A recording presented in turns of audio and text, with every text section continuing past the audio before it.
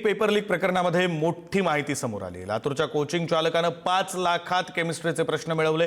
थेट एनटीएच्या paper set करणाऱ्या panel सदस्याकडून हे प्रश्न मिळवलेले होते। शिवराज मोटेगावकर यांना मिळवले होते केमिस्ट्रीचे प्रश्न, तर मोटेगावकरनं पी.व्ही. कुलकर्णी यांना 5 लाख रुपये दिल्याचा आरोप करण्यात येतोय।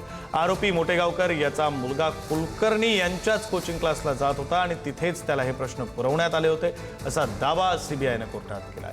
तर सीबीआयचा न्यायालयात खुलासा। सीबीआयने विशेष न्यायालयामध्ये आरोपी मोटेगावकर याच्या जामीन अर्जाला विरोध करताना हा खळबळजनक खुलासा केलेला आहे। सविस्तर तपशील आपले प्रतिनिधी शिवाजी काळे यांच्याकडून। शिवाजी, नीट प्रकरणाने देशभरातील विद्यार्थ्यांना मोठा धक्का बसला होता। याच प्रकरणातील प्रमुख आरोपींपैकी असलेला शिवराज मोटेगावकर याच्या जामिनाला विरोध करताना सीबीआयने या संदर्भात माहिती दिली आहे न्यायालयाला।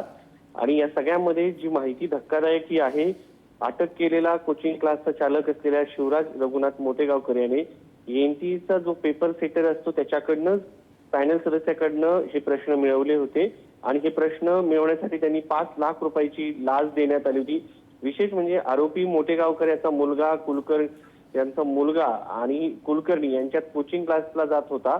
म्हणजे या कुलकर्णीच्या क्लासेसमध्ये मोटेगावकरचा मुलगा क्लासेसला जात होता, तिथेच त्याला हे प्रश्न पुरवण्यात आले होते असा दावा देखील सीबीआयने केलेला आहे। आणि त्यामुळे सीबीआयने या सगळ्या मोटेगावकरांच्या या सगळ्या षडयंत्रासाठी त्याला जामीन नाकारावा असा युक्तिवाद न्यायालयामध्ये केलेला आहे। आता या सगळ्या प्रकरणावरती कोर्ट काय निर्णय घेते हे पाहणं महत्वाचं आहे। सध्या तरी सीबीआयने मोटेगावकर यांनी त्याच्या मुलाकडनं हे प्रश्न मिळवले होते का असा प्रश्न निर्माण केलेला आहे। हे सगळे आरोप आहेत आणि न्यायालयामध्ये हे सर्व आरोप आता सीबीआयला सिद्ध करावे लागणार आहे। तो तरी मोटेगावकराचा मार्ग जो आहे तो कठीण होताना पाहायला मिळतोय।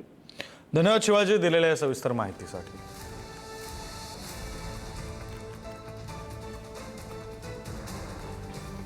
Thank you.